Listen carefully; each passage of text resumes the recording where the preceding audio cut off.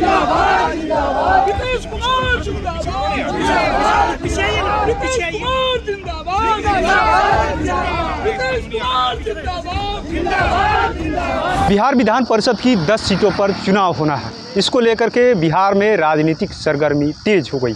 लगातार नेताओं का मिलना जुलना शुरू हो चुका है। नीतीश कुमार एक्शन मूड में लगातार अपने नेताओं से संपर्क कर रहे हैं। आखिर में जेडीयू कितनी सीटों पर मैदान में उतरेगी, तस्वीरें दिखा रहे हैं किस तरीके से ये पूर्व मुख्यमंत्री नीतीश कुमार का आवास है।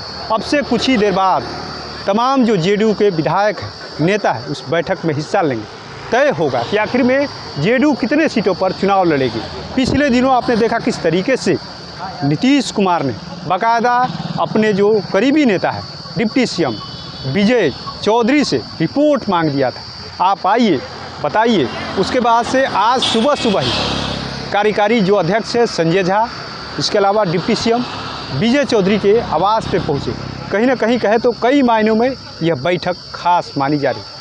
कई तरह की चर्चा हो रही, बिहार की राजनीतिक गलियारों में कई चर्चा हो रही। एक तरफ जहां विपक्ष लगातार सत्ता पक्षों को घेरने में जुटा हुआ है, वहीं चर्चा इस बात की हो रही है कि आखिर में निशांत को लेकर के, निशांत का लगभग यह तय माना जा रहा है, लेकिन उनके इतर आखिर में कौन कौन से जो है उम्मीदवार जो है जेडीयू की तरफ से उतारे जाएंगे।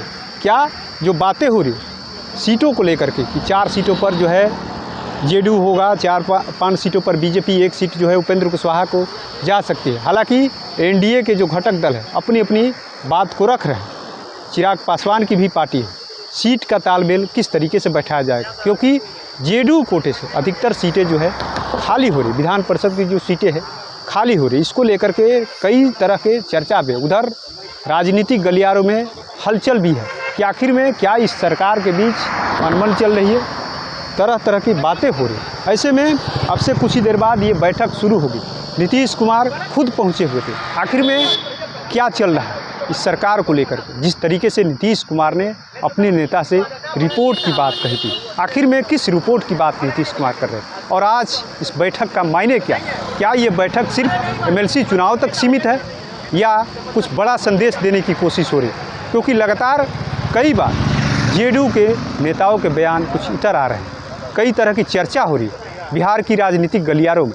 बिहार में कुछ नया चल रहा है क्या, कुछ नया आने वाले समय में देखने को परिदृश्य मिलेगा क्या, क्योंकि जिस तरीके से आवास को लेकर के सरकार घिरती हुई नजर आ रही। एक तरफ राबड़ी देवी के आवास को खाली कराने की बातें हो रही, नोटिस दिया गया, दूसरी तरफ बिहार के ही मंत्री को वो आवास अलाट किया गया।